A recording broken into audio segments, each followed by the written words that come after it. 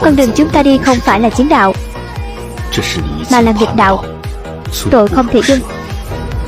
Đi theo ta đi. Ta nhất định sẽ đánh bại Võ Khả Hãn, trở thành bá chủ Thảo Nguyên. Nếu hỗn loạn tiếp tục thì các tông phái thiên hạ đều sẽ phản loạn. Ngươi muốn chống lại mệnh lệnh của vua Tôn sao? Ngươi muốn chết à? Hay là tất cả các ngươi đều muốn chết? Welcome back to 3D Cartoon Review. In the last episode, after the butcher and the blind man parted ways, Qin Mu, Ling Yushu, and the mischievous Ling'er rode together on the broad back of the Green Bull, heading toward the borderlands. The sun glowed like molten copper behind them, casting long shadows across the plains, and the wind carried the scent of rain and dust. As the Green Bull galloped onward, Qin Mu glanced toward Ling Yushu and noticed a faint bruise where the blade had grazed her waist. Without saying much, he reached out his hand, his fingertips glowing faintly with azure energy. "Let me take a look," he said softly. The princess hesitated, cheeks coloring, but then lifted her robe slightly, revealing her smooth, snow-pale waist. "It's healed already," she murmured.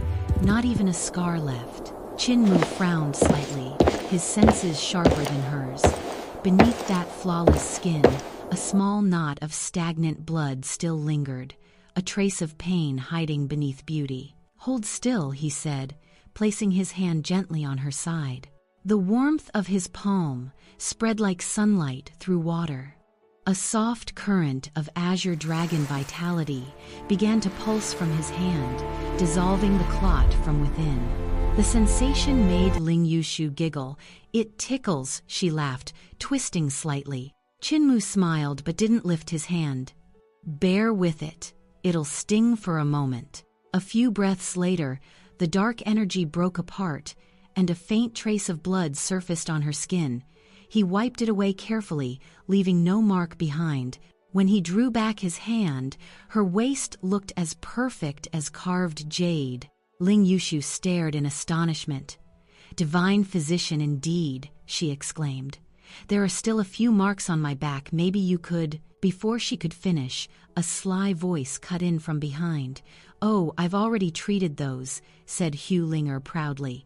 "No scars at all. I massaged the bruises myself." Ling Yushu turned her head sharply. The fox spirit sat perched behind Qin Mu, tail flicking smugly, her eyes gleaming with mischief. The princess bit back her irritation but thought to herself, "This little fox really is a temptress." And just like that, the silent competition between princess and fox began. "Tell me, Sister Yushu," Ling'er asked innocently, "how old are you?" The princess arched a brow. "And how old are you, little one?" 12, the fox answered proudly. "I'm 16, Ling Yushu replied, without hesitation. The little fox clapped her tiny hands and said sweetly, "Oh, then you're older than our young master by a whole year." The blow landed perfectly. The princess froze, wounded pride flickering across her face, while the fox smiled triumphantly.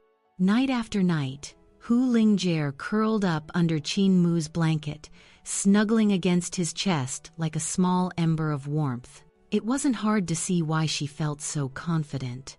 Ling Yushu straightened and struck back. "Ling'er, why haven't you taken human form yet?" "Surely you could if you wanted." The fox tilted her head, eyes narrowing playfully. "Because the young master likes me this way." The princess gritted her teeth. "Your eyes, they're not quite like ours, are they?" Ling'er didn't even blink. "The young master likes them." Round after round, every jab was parried with the same answer. Finally, Ling Yushu could only sigh, defeated. Where did she learn to act like this? She wondered bitterly. Little did she know, Ling'er had spent more than a few evenings chatting with the girls of the Listening Rain Pavilion masters of charm and teasing. At last, Ling Yushu consoled herself quietly. "I am a princess of the empire, graceful and noble. Why should I compete with a little fox who hasn't even taken human shape? The green bull snorted as if amused, its massive horns glinting in the afternoon sunday. Then, in the distance, a faint sobbing sound reached them, pitiful, dramatic, and unmistakably familiar. From behind came Ba Shan Wine Immortal, running with his wine gourd swinging, tears streaming down his beard. "Wah, the heavenly knife abandoned me!" he cried, his voice shaking the mountains. Qin Mu rubbed his temples. "He didn't abandon you, master. He just couldn't stand your endless talking. Don't cry. We're near the border. What will the generals think if they see you like this?" Consoled, the old man stopped crying, only to start talking even more. He spoke of his youth, of how he once followed the heavenly knife as a disciple, of being punished for wetting the bed, of washing his master's underclothes, and of the day he and his brother disciple stole ducks from a farmer's yard. Qin Mu turned a desperate look to Ling Yushu, who only gave a sympathetic smile, trying not to laugh. The bull snorted again, clearly enjoying itself. Far away, in the sacred stillness of the Imperial Academy, the young Grandmaster was quietly packing his belongings. He hung his official seal on the door, took one last look around, and descended the mountain with the Elder of Discipline. At the foot of the slope, Long Qilin, the creature who had followed him for years, stood waiting. The Grandmaster stopped and stroked its head. "You are free now," he said. Long Qilin's eyes glistened. "If I don't follow you, where will I go?" "My time is almost up," the Grandmaster said gently. "You must live on your own. That's my final order." Beyond the city gates, the national preceptor Jiang Baikui awaited him. When he saw the old man, his heart grew heavy. "I knew you'd leave one day," he said softly. "But now that you are, the world feels hollow. No one understands me as you do." The Grandmaster smiled faintly. "Your path is vast, Jiang. There's nothing more I can teach you." Jiang hesitated, then asked, "Then why? Why did you never take me as your disciple?" The Grandmaster looked at him with calm eyes. "Because I knew you were better than I. One day, your achievements will surpass mine.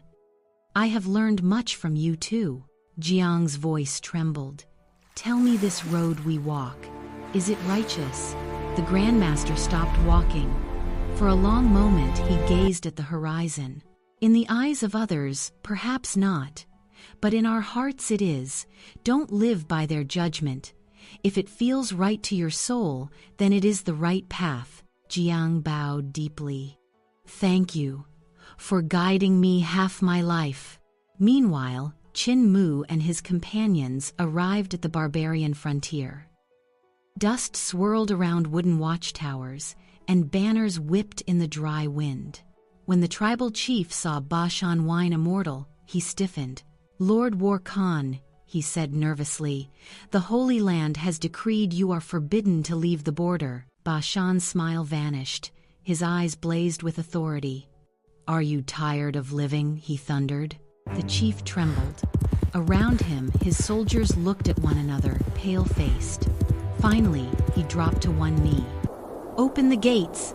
As the doors creaked open, Qin Mu's gaze caught on a boy training atop the wall, a young barbarian with bare arms and a stance steady as stone. His fists moved with rhythm and power. When the boy noticed them, he shouted boldly, "War Khan, I am Ban Gongcuo, youngest son of the Prairie King. Someday, I'll defeat you." Ba Shan threw back his head and laughed. "Good spirit," he said. "A fine seedling indeed." Their group passed through, the bull's hooves echoing against the earth, and soon vanished beyond the plains. But not long after, a dark figure descended from the sky, the Witch King, his face twisted in fury. "You let the War Khan go?" he roared at the trembling chief. Before the man could answer, the Witch King's gaze fell upon the boy still standing proudly on the wall. The anger in his eyes turned to excitement. "Who is that child?" "The prince," stammered the chief. "Ban Gongcuo, son of the Prairie King. A strange light flashed in the Witch King's eyes. Such talent! The reincarnated Saint Child the High Priest has been seeking. It must be him. He extended a hand, and the boy was lifted off the wall as if weightless, drawn into a sphere of golden light. His cry was lost to the wind as the Witch King carried him away toward the golden palace of Luan. Inside the palace, the high priest examined the child closely, nodding, a rare constitution, one not seen for hundreds of years. Moments later, the Great Priest Da Zun himself emerged. His aura filled the chamber like a mountain. "Prepare the ritual," he said. "I will transfer my soul and essence into this body." As the ceremony began, Da Zun's voice thundered, "I defy heaven's law. The reapers will come for me. Seal the formation." The high priest arranged 17 golden skeletons in a circle, the remains of 17 generations of great priests. The air thickened, wind screamed. A chill like death swept the room. From the darkness beyond worlds, a ghostly boat drifted forth. On it sat an old man folding paper men and paper horses. With one flick of his sleeve, the paper army sprang to life, tiny soldiers wielding paper blades that cut through the air with terrifying sharpness, slicing the golden bones like silk threads. The high priest fought back, chanting spell after spell, but the old man rose, lifting a lantern that shone with the light of the underworld. His hand stretched out from the void, reaching for Da Zun's soul.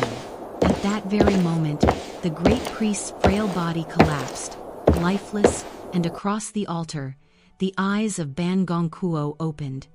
They blazed with divine golden light. The ghostly hand recoiled. The paper soldiers burst into flame. The boat of death retreated back into shadow. The world of the living and the world of the dead trembled, and then, at last, fell silent. The reincarnation was complete. Somewhere outside, dawn broke over the desert. The first light of morning touched the palace roof, glinting off the golden tiles. Within that light, a boy breathed deeply, reborn yet ancient. The Saint Child of the Witch tribe had returned.